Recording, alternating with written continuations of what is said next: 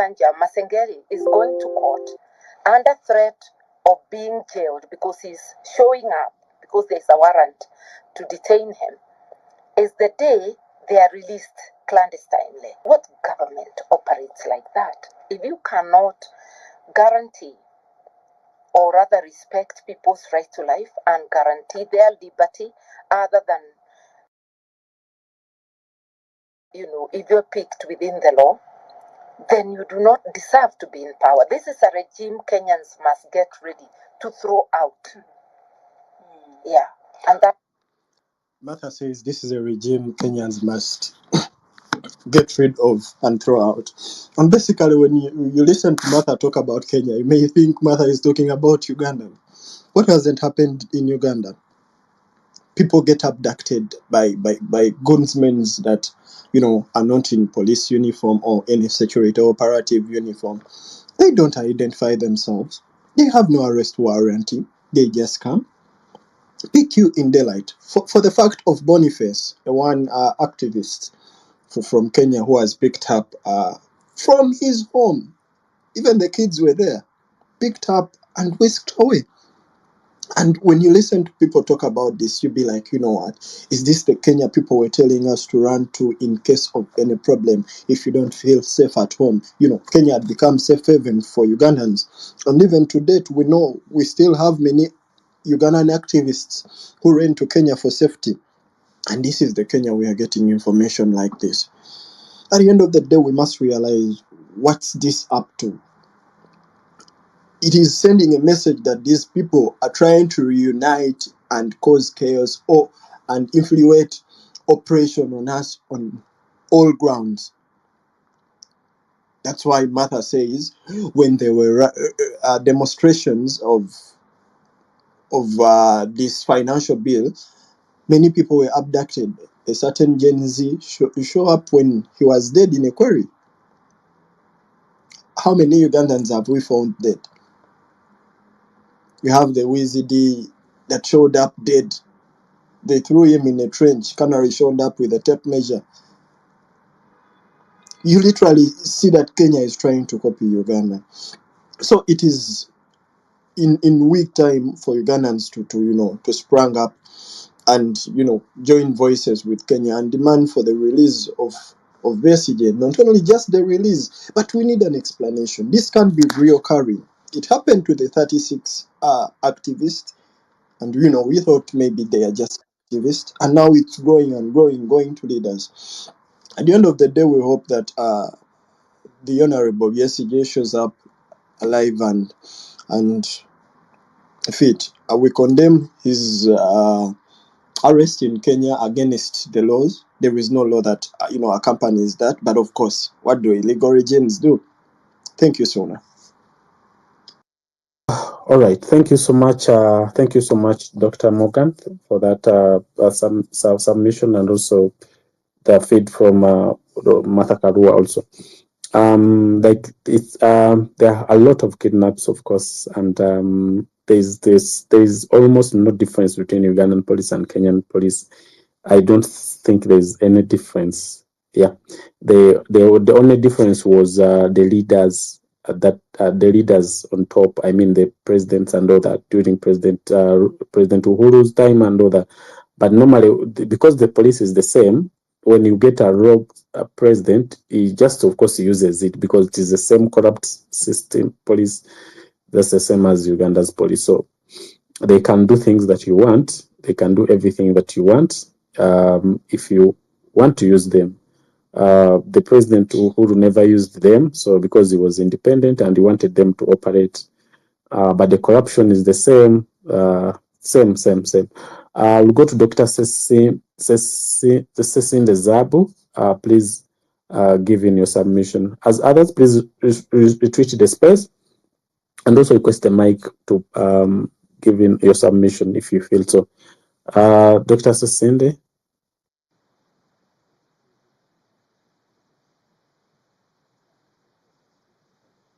Yes, doctor, we can't hear you. Doctor, we can't hear you, please. Okay, I can't hear you. I believe maybe you have some connection issues. I can't hear you. I don't know if Dr. Morgan, can you hear Dr. Sesinde? No, I can't. All right. Dr. Sesinde, please mute and unmute. Mute and unmute. Then you can speak again. Please unmute again. Okay. You can speak with you. All right. I think you can drop the mic and then. No, I think he has headphones. If he's using headsets, then he needs to remove them and use a speaker. Okay, please remove headsets or remove Bluetooth, and then you can speak. Can you hear me now? Yes. Okay, thank you, the host. I'm Sesinde Zabron, currently the Guild Speaker of Phoenix Medical University. This topic, I've seen it today morning and I didn't accept it in the first place. But after confirming it, I've just known that maybe the government is trying to send a message to everyone, so long as you're Ugandan, to confirm that you are not safe, even if you are not at home, whether you are at home, wherever you are, so long as you are Ugandan, you are not safe. I'm only getting disappointed by the country where this incident took place. This wouldn't be Kenya, the Kenya you knew in the first place. If this happened maybe in Rwanda, we would accept and say the country runs like that. But the Kenya we have been reading about, the Kenya we have been seeing since childhood, can't be the Kenya which is doing this. It's not necessary and it's against international laws for someone to be, because we can't call this an arrest, because we all know the procedures to go through to arrest someone. This is a kidnap which the Kenyan government should explain, and I think they can't explain it. They just need to apologize if they are reasonable. Because kidnapping a person from your country, and it's not the first person to be kidnapped. The 26 who were granted bail of recent, they were also kidnapped from Kenya. Now Dr. Kizza Besigye from the same country. Very soon we shall see another person being kidnapped from the same country, and nothing is happening. The Kenyan government is not explaining anything, meaning they are doing it intentionally in collaboration with our dictatorship regime to scare us. But all what I can say is that the earlier we overthrow this government is the better, because we can demand apologies and explanations from Kenya. But Kenya is a problem because of our major problem, the Museveni we have. If it wasn't him, all of this wouldn't have happened. So as we are demanding for an explanation from Kenya, we need also to rethink about our government. How can we settle this problem we have? Our government has done each and everything against the law, and I think it's not enough for them to violate our home laws. Now they have progressed to international laws. Dr. William Ruto, when he came into power, I think most of Ugandans expected a big collaboration with our president, which I think is what is happening now. That is the collaboration. That's how we are benefiting in their collaboration, because I haven't seen anything of a great benefit to Ugandans other than that. And this is also demoralizing. If you have been hearing about East African Federation and all that, if you are seeing this violation of international laws, even before we could achieve the East African Federation we are struggling for, then it demoralizes us and it sends us a message that without settling the democracy within our states, we don't need East African Federation. Otherwise, if we achieve it, we shall be just reducing the civic space, even the small one we are still having. So East African Federation, in relation to what's happening now between Uganda and Kenya, I think it should be put on hold.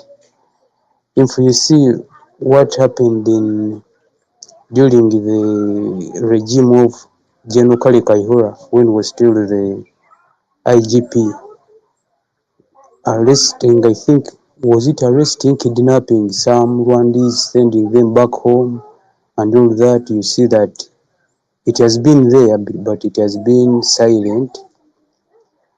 And in this era, it's because we are following, almost everyone is following, that's why information saturates. Other than that, I thank you, the host, for this space, but we need to reorganize and see how we can forego all of this. Thank you. All right. Thank you so much, Doctor, for you actually brought something very important here. Kale Kaihura was sanctioned by the US, European Union, and the UK for kidnapping.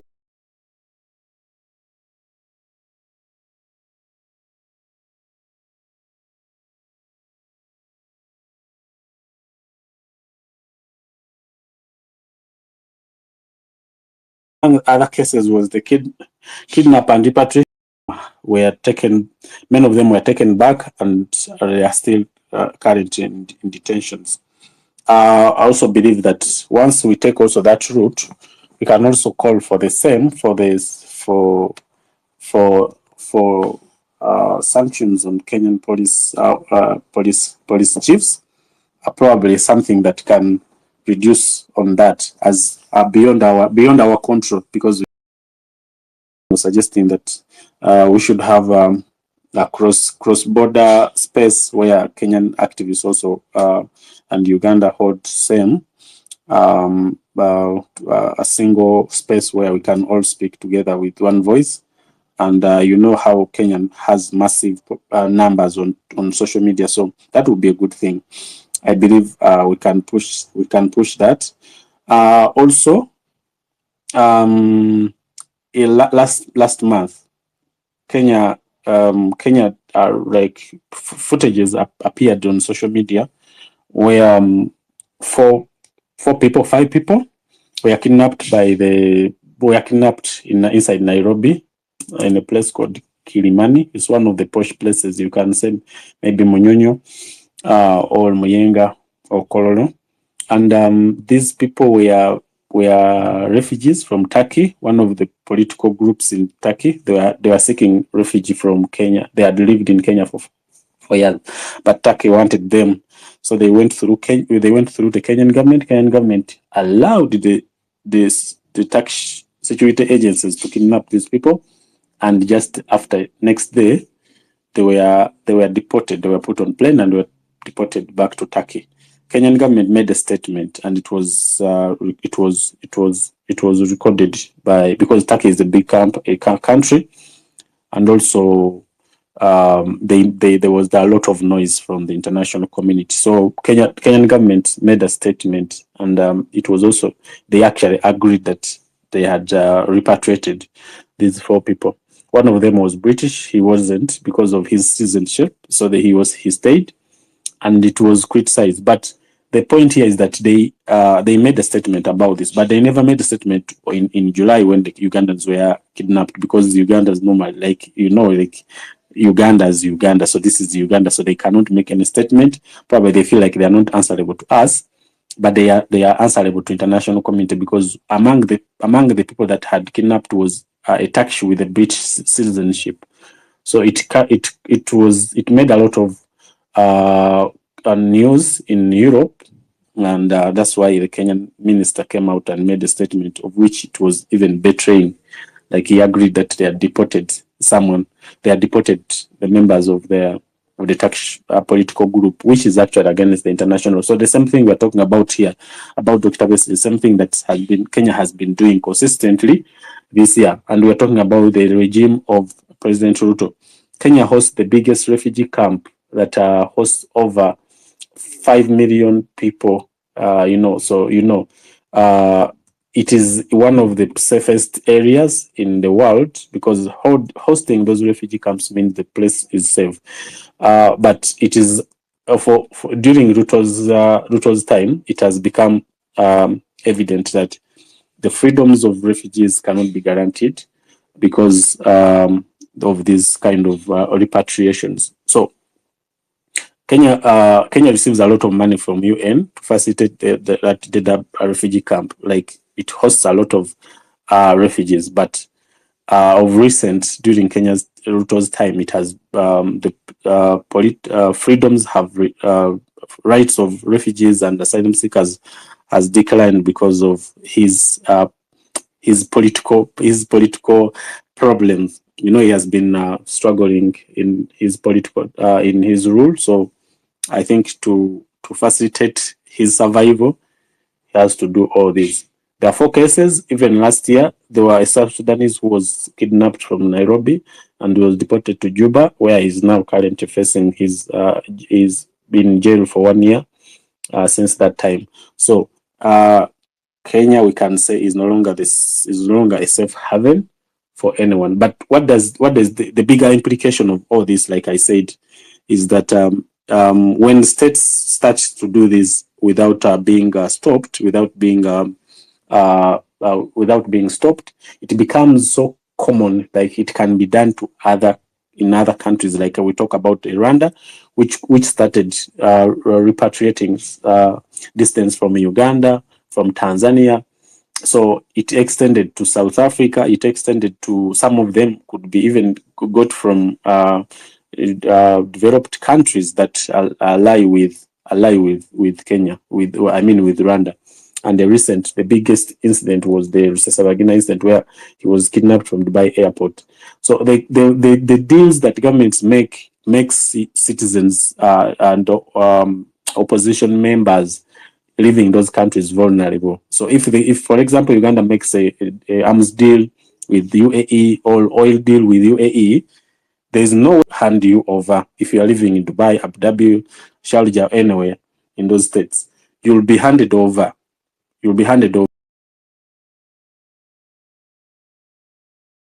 About. So the earlier we fight, the better, and also it's better we fight on the international scale, because normally fighting within does not help. That's why last time when the 36 were arrested, I really called up lawyers to sue this International Court of Justice, because that's where you can have a voice, and it can be stopped. Maybe Kenyan can be slapped with some charges and maybe some fines and all that, and also the case being going international. But when we fight within, it's not enough. It's not enough. So that's why Kenya felt compelled that time to speak about the four Turkish nationals who were deported because of Turkey being part of the European Union. Some of the European agreement. So they felt compelled to speak about these things, but they didn't feel compelled to speak about the 36 that were kidnapped from Kisumu, So and also the South Sudanese was kidnapped from Nairobi. So these are the same things we're talking about. You're free to request for the mic. Speak about this, what you feel about it. Anyone who wants to politicize, but I think there's also a time that we have to reach and grow as Ugandans. I saw someone who commented on Winnie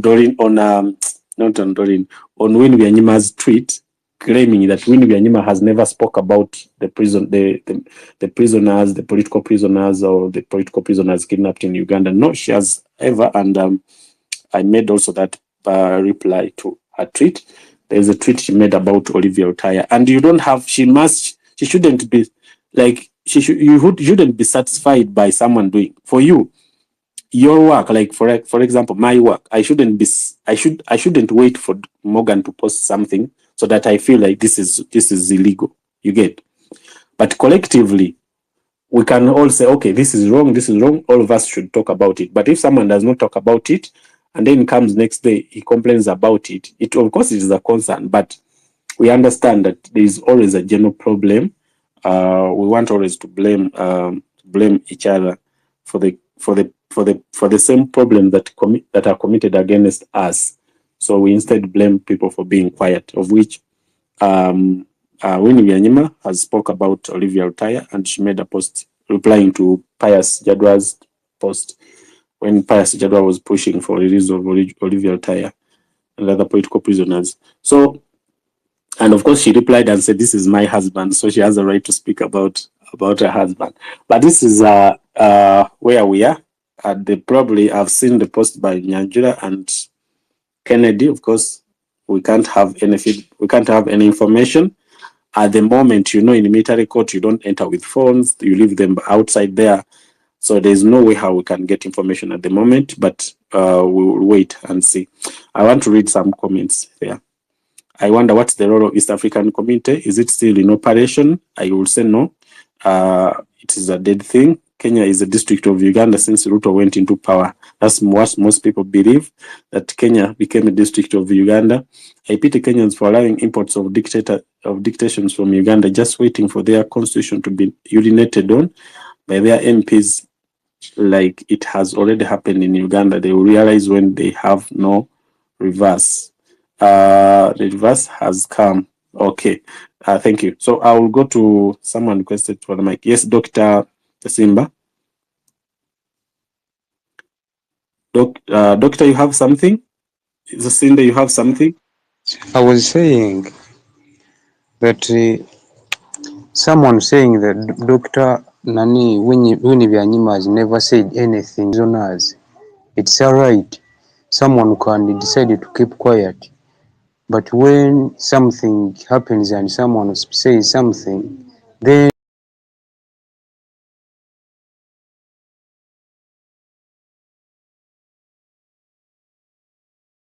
political prisoners and all that. But even if she didn't, that can't be a reason to justify Dr. Besigye's abduction from Nairobi. If something is wrong, it should be wrong regardless of where it has happened from and to who it has happened to. So what you have said is right. We need to grow up as Ugandans and we criticize everything so long as it's wrong. Now, for example, if someone from NRM gets kidnapped from Kenya for some reasons, if it's against international laws, we need also to criticize it. We are not only fighting for ourselves, we are fighting for rights of Ugandans. So what's wrong remains wrong. You have read some comment about East African community. I think East African communities, it became dead even before it was created, because I've never heard anything beneficial from the community.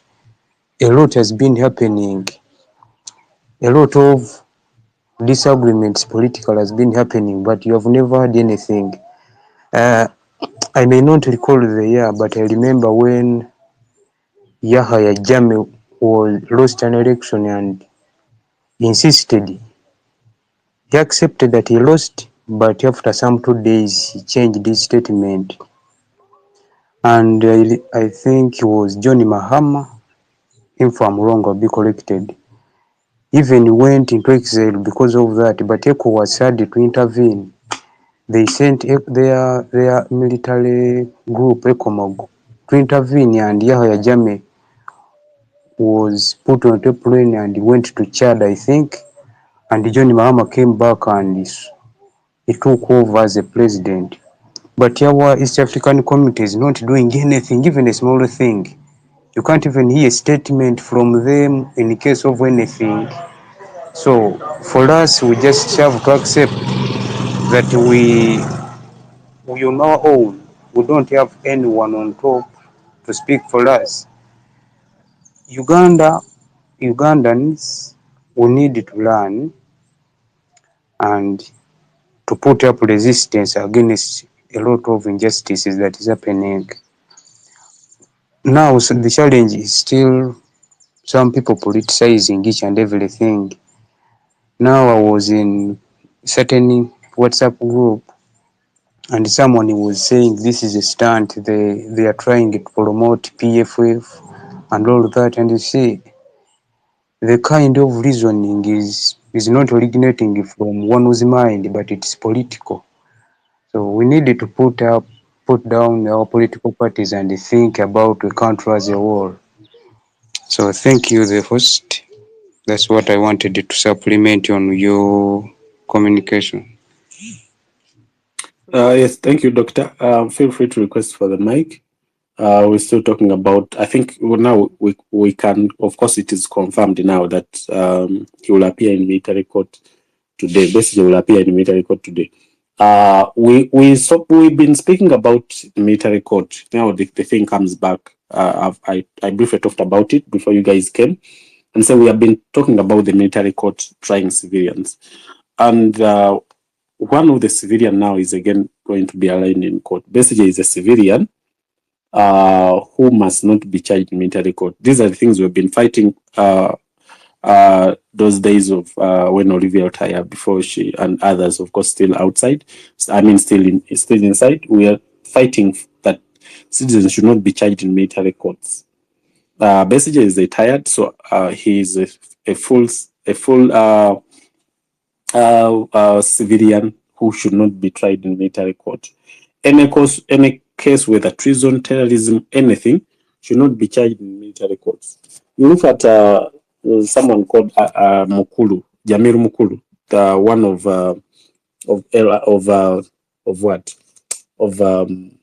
ADF. He's in high court. He's being tried at high court. So you wonder what is so big that civilians cannot be charged in civilian courts like high court. Why should Besigye be taken to military court in Makindye? These are the same question you've been asking with those Olivia Otaya and the group. Why should civilians be tried in court martial when they are not? When they have never held any gun, when their offense, they have never held any gun or killed any individual. But those who killed people, like allegedly killed people that we know ADF killed people. ADF killed ADF burnt a school in Kichwamba. Over 50 students were burnt and died. We have had a lot of atrocities by the ADF. Koero, who was also the one of the top commanders of Joseph Kony. We don't go into the details of Joseph Kony, but as we know, Joseph Kony, I mean LRA, what they have taught us, that what we have seen in the papers and all that they have been killing people in northern Uganda.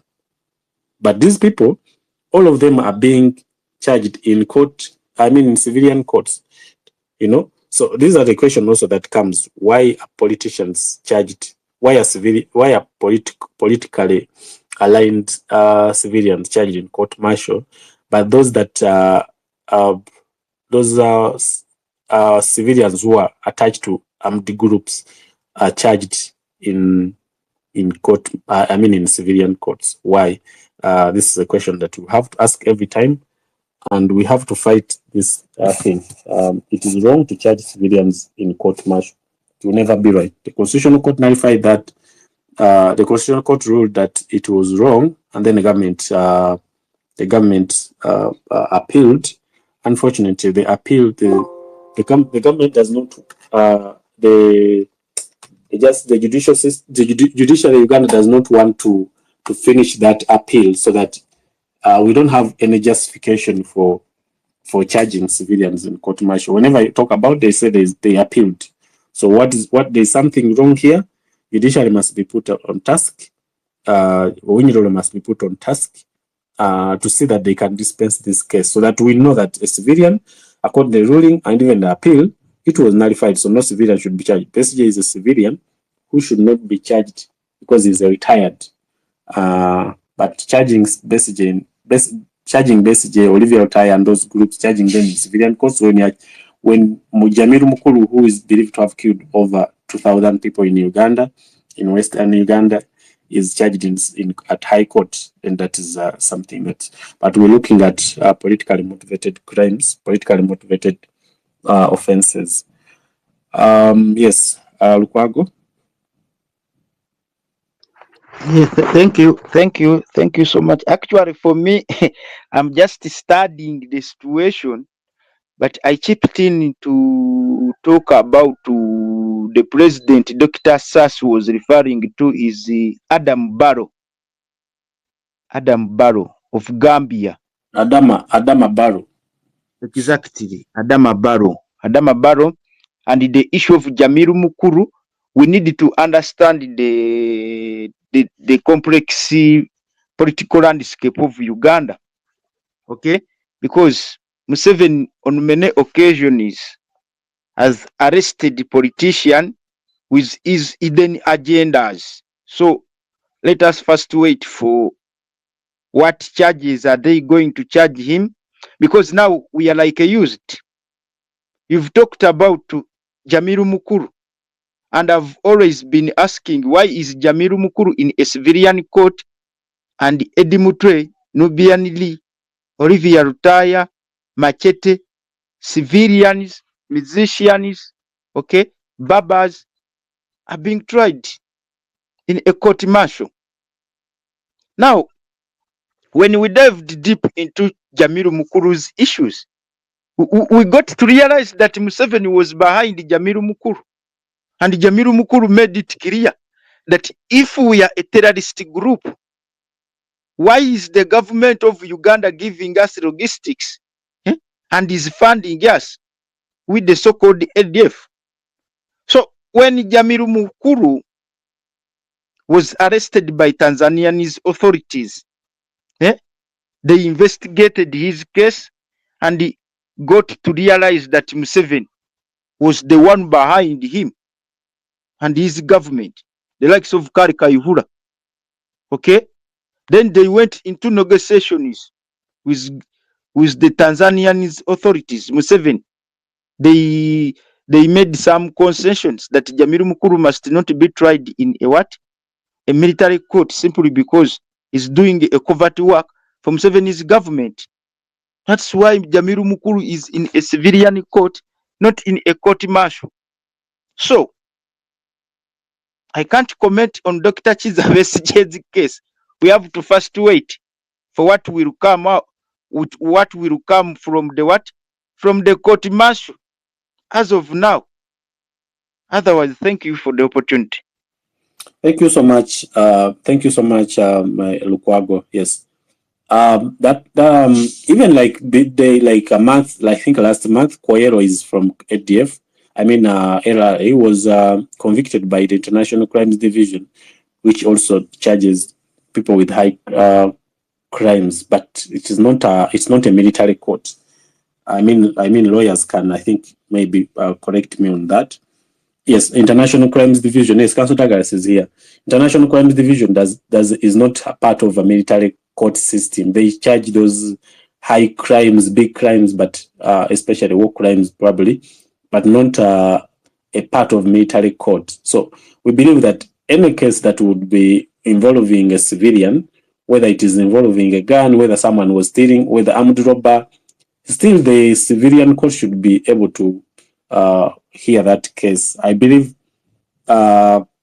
these things that we need to hear, we need to make Ugandans feel comfortable with this truth. A civilian who is holding a gun still cannot be held in meat. Even if he's caught stealing, robbing with a gun, still should not be charged in a military court. So what does that mean to politicians who are charged in our military courts? Probably it is not a real case. It's just about instill fear among the political players and also supporters. Just a few days back, his group, the 36 who were kidnapped from Kenya, had also been given bail, but they were also for them they were charged in Nakawa court. I believe Council Douglas, I don't know if you are able to speak. I'll just send you a mic can give us more information about what we are talking about here. We have been speaking about this for a very long period of time. Why should civilians continue to be charged? Or even Dr. Winnie Byanyima was speaking that yesterday, and she posted and said, "My husband is not a serving military officer, so he shouldn't be detained in a military facility." But when you look at most of these things, the Bobby Young, then this guy who Kivumbi, and so many. I went to military court last time in March when they were charging a certain councillor from where? From Chengera. He was tried, a civilian, purely civilian, you know. There's a way how it feels. How do how can a civilian be in a military court? It's a very different environment. So there's no case, there's no crime that can be charged, that can put in a civilian in court martial. In developed countries, even countries that are trying to grow up their democracy and all that, you don't find that. So that means in a system like Uganda, anyone can be put in a military court depending on what the government wants to bring up. So they will always bring that case in a military court. It's something that we all have to get worried of, and of course fight it locally. Also, now that lawyers are here, I also posed the question last time about the Katonga, the 36 Ugandans who were arrested from Kenya last time, and I asked the lawyers, what does it take to sue the Kenyan government and Ugandan government for that case? Now that evidence was there, the suspects were arrested, were kidnapped from Kisumu. Everything was there. What does it take to sue the Kenyan government and Ugandan government in international court of justice? Because this is something that cannot stop. We can't fight it just locally and then it just ends like that. We believe that anyway. I also believe that we have good lawyers in Uganda, but we don't have organized law society. I believe maybe I can say that. When I say law society, is the Uganda Law Society is a disorganized group that cannot even take up serious cases, because now we could be already international court of justice suing the Kenyan government and Ugandan government for abducting 36, because that's a big number. But now it is even extending that even Kizza Besigye has been abducted. And like I said, someone will have to correct me here that we don't have a right to sue. Maybe lawyers will have to correct me that we don't have a right to sue the government in international court of justice. We have one of our judges, that is who this lady is called Sebutinde. We have one of our lawyers there, international court of justice. So what stops us as Ugandans from suing? So I have a very big problem with you lawyers, especially lawyers at Ugandan Society, for not actually taking a lot of steps to protect Ugandans, especially where their rights have been openly violated internationally, even locally. So we expect that, because when you look at the differences in, I believe if this Besigye was a Kenyan, Mrs. Faith Odhiambo would be already at International Court of Justice already, suing the Kenyan government for that. She has always been running to court, protecting activists, protecting this, fighting this and this. But you wonder, what do we have? Like, yes, we can blame the broken system of Uganda, political system, the government and all that, but also there's a kind of reluctance. There's a kind of there's a way how Ugandans do our things in opposition, in government, in every department. We are not that active and aggressive as we are supposed to be. You know, where you see Kenyans have some relevant peace and maybe some kind of freedom, you find like they always run to court where the rights of some few people are abused. But in Uganda, where you find like we don't have any freedom, you find like it should be the one that's running to court almost every time. I really reached a moment and I started to appreciate this guy who Council Mabilis. I really appreciate him. I don't know why I even didn't like him, but now I reached a time and I said, now I appreciate him. He can sue anyone, no problem. He even wake up tomorrow and he sues me, So, which actually brings up a very big kind of discussion. He has sued Bobby Wine, he has sued Kabaka, he has sued everything, everyone, which is okay, because if you are right, then the court will exonerate you. If you are not, then the courts will. So at the moment, we don't have anything like that. Probably for me, my Law Society president is that guy, Mabilis, because for him, he can sue anything. Whether when he's disgruntled with something, disappointed with any ruling or what, he will sue. So which is okay, because at the end of the day, courts must hear these cases, no matter who he has sued. But at least at the end of the day, the things are. So he has even gone ahead to go into the East African Court of Justice, in Arusha. You have seen him posting about the things. So we are talking about Uganda. We Ugandans who are in this kind of operation, we can't even stand and maybe raise enough force to sue the Kenyan government, the Kenyan police and police chiefs, and Ugandan government for abducting members of the opposition, maybe Ugandans from across the borders. We can't do that. No, I really think like the energy that we are using to fight the this guy called Kiriwakiwanuka, Abodo, and others should be also used to fight for civilians.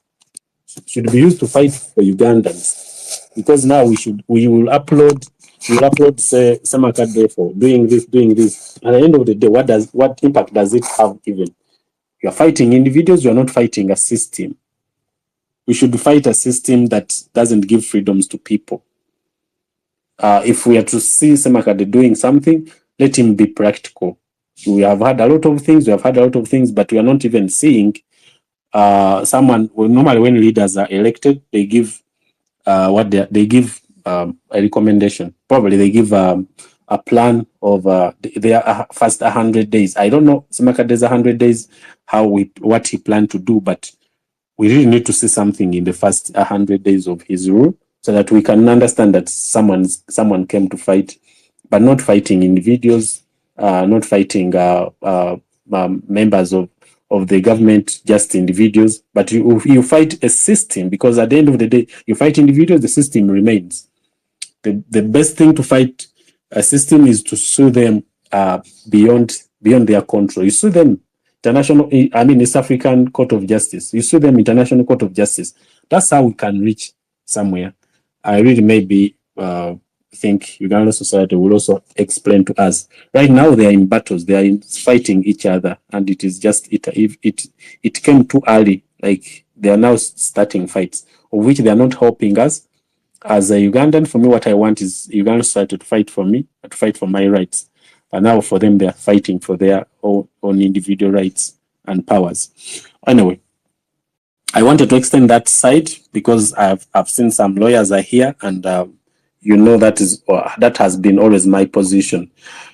Going back to this Besigye incident, we believe I sent some requests, and Council Aaron told me he was still in a meeting. Wanted to hear about the law, the international law that protects people across borders, and also what does it mean for this the extension of the hand to across border. What does it mean when the government extends its hand beyond its border? What's the implication to the freedoms and rights of people? One, the asylum seekers are protected by the United Nations Charter. Those who have registered with UN. For example, the South Sudanese living in Uganda, the Rwandese living in Uganda, those you see with the Eritreans, the Somalis, those who are registered with UN, they are protected by the United Nations Charter. So no one can kidnap them or arrest them, but they can be arrested for the crimes committed, but they cannot be arrested and deported back to the countries where they ran from. That one, I know it. I didn't have to study about it, but I know that. So, but then that's one. But then there's also another perspective here of arresting someone from a foreign land. A government, this is not Kenya, unless if Kenya says we deported him. But if Kenya distance themselves that we didn't deport him, we didn't arrest him, that should be a very big concern, because Kenya has a right to do anything to the citizen if he's not a refugee or asylum seeker. They are free to deport you, like how Uganda deported the Mzungu border. It is okay. The government has right. But if Kenyan government distances themselves from the abduction of Besigye, that means Uganda government then is responsible for that. So how can a government deploy its security agencies in a foreign country to carry out operations in that country? That is something that I want to hear from the lawyers as we wait for what the charges they will put on Dr. Besigye. Of course, terrorism, treason, and all that. As the same cases they put on his members, 36 members were kidnapped from Kisumu. Also, when a politician, for example, when a politician is arrested, we know always the cases they will put to him. There's always terrorism, treason, and all that. They put them on Besigye many times. They put on Bobi Wine many times. So those are normally the political cases they put. Terrorism and all that. But in the bigger picture, what does it represent especially? I mean, this is kidnapping we are talking about. If Besigye was arrested from Uganda, it wouldn't make a lot of international news like as it is making, because now this is the third time Kenya is doing the same thing to foreigners. First time South Sudanese deported, kidnapped by South Sudan and now in Juba prison. Second time, the 36 extreme people. Third time, the 4 political group, members of tax political group were kidnapped last month, and they're now facing charges in Turkey. Now this Besigye also. But every time this has happened, the Kenyan government says it was supporting the other government. They said these are people were wanted by Turkey. So they had to allow Turkey to operate within the Kenyan lands, which I believe it is illegal. This question I brought it in the morning when I opened this space, and I asked you, a member of the opposition living in UAE. UAE is one of the countries that have signed a lot of lucrative deals with the Ugandan government in oil. You have seen they signed the oil deal last time. They have also signed many deals with gold. So that means in exchange, if the government feels threatened by the members of the opposition or the dissidents who are living in that country, it becomes so easy for UAE, Qatar, Saudi Arabia, Jordan, and those repressive governments in the Middle East to hand anyone back. So that's why I said, normally doesn't end with Kenya, doesn't end with Dr. Besigye, but it goes beyond. Think about it. If these countries start seeing it as a normal thing that they can abduct someone and send him back to his country, then it will be easy for other countries to follow suit. It will be very easy for someone to kidnap you from Dubai, to kidnap you from Abu Dhabi or Sharjah or any other state or either emirate in UAE or even in Saudi Arabia. For my colleagues who are in Saudi Arabia, it will be very easy for someone to kidnap you from Jordan, those who are living in Jordan and are part of the opposition groups in Uganda. It will be very easy for the Kingdom of Saudi Arabia to arrest you from Saudi Arabia and hand you back because of the deals they have with the government of Uganda. So these are things we're talking about. Without exception, normalizing this causes a lot of issues to citizens, especially opposition and members who oppose government, maybe, and all that. So look at it in that bigger perspective. Council Douglas, I've sent you a request, which I'm sure maybe you're busy. You can't respond to that. Where is Colonel Samson Manda of PRA of 2025? Colonel Samson Manda, I hear, is in exile. Samson Mande was accused of forming the People's Redemption Army that time, and then he was charged with he was connected to Dr. Besigye, I think, after 2011. Isn't that the same group that had Besigye's brother Kifefe who died in Malawi? So that is the same thing. Yeah, yes. PRA. I was meaning PRA, People's Redemption Army. They were charged in 2005.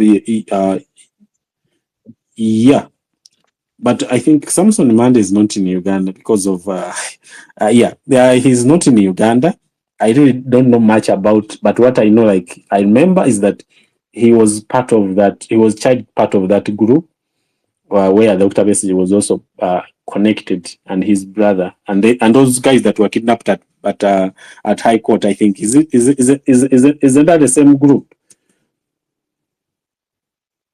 Yeah. Yeah. So yeah, I think he's in exile, probably maybe in Europe, or Africa somewhere, but we have not heard so much about Samson. And also the thing here is that Besigye was also kidnapped with someone called Obed Kamlegea. Some name that is so familiar with me. Obed Kamlegea was one of the members of the Tabligh community, leaders of the Tabligh Muslim community in the Nakasero side. Was it Nakasero side or Loom Street? Maybe Lukwago, you can correct me in that. Obed Kamlegea, isn't he the one that was part of the leadership of the Yeah, Nakasero. The Tabligh. Yeah, that's true. So he's also arrested with Obed Kamlegea. That name came so fast in my mind because I remember that name. Obed Kamlegea was one of the Tabligh leaders in Uganda. Abatabligh by sect here, Abatabligh. So they were part of the book launch of Martha Karua, one of the opposition figures in Kenya. That means this was something that was planned by the state, and they took advantage of the meeting. So that's what we are. We are waiting for more information from the High Court, of course, to see which charges they have put on Dr. Besigye, and maybe now we're talking about 2 people. Let's wait for other, maybe if we get more information. So for now, Dr. Besigye and Obed Kamlegea, the leader of the Tabligh, one of the leaders of the Tabligh Muslim sect in Uganda. As we wait, you can request for the mic and speak anything that you want. All right, right now, at least the thing we are talking about is trending internationally, but also locally. And what does it mean to the opposition in Uganda? You feel free to give in your submission. When I see any news from Winnie Kiza, I take that as 100% fact, because not Winnie Kiza, Winnie Byanyima, because she has a connection in the state. So when she says my husband is being detained in the military facility, that is 100% truth, because of her connection to the state and the military, because she has been part of the NRM system, the internal system there. What does it mean also? That opposition members in Uganda should also unite against the oppression on their members. One thing I told you last time, that the NUP held prayers for their members, not for their members, for the people who were killed on 1819 riots. And then also Katonga on the same day held a meeting, a conference, and hearing the stories of the 36 people who were kidnapped from. For me, which I believe that it would have been organized on different dates. Now, like the prayers are organized on the prayers of the 1819th are organized on 18th. So the Katonga would have organized something on the different dates, so that they create that kind of cohesion and unity amongst themselves. But whenever there is injustice, people must stand, the oppressed people must stand without looking at the political colors.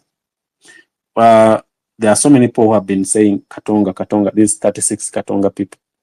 So you align them to Katonga? Yes, they are members of the Katonga, but it normally reach a moment where it becomes owned. What does it cost you to call them Ugandans? Because at the end of the day, they are Ugandans. So calling them Katonga or Noop supporters, so it is a way how it removes some people from the equation. Like if someone said, yeah, those are Katonga people, so I will not speak about them. Those are Katonga people, or those are Noop people. Those are Noop supporters. The Olivia Otaya in Uganda, they are called Noop supporters, of which they are Ugandans first.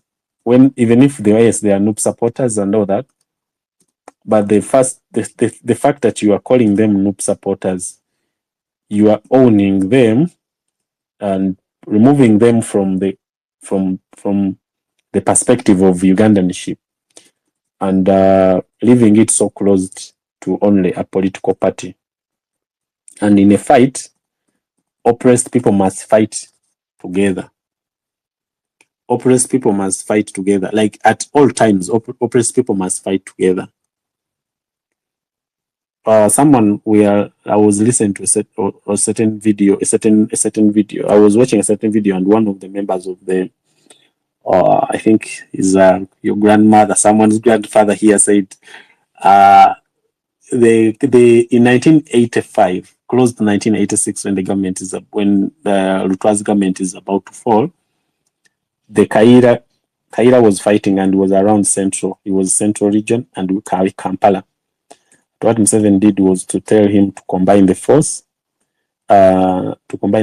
and fight together, of which it was done in a good heart. But because Museveni was kind of a selfish individual, he ended up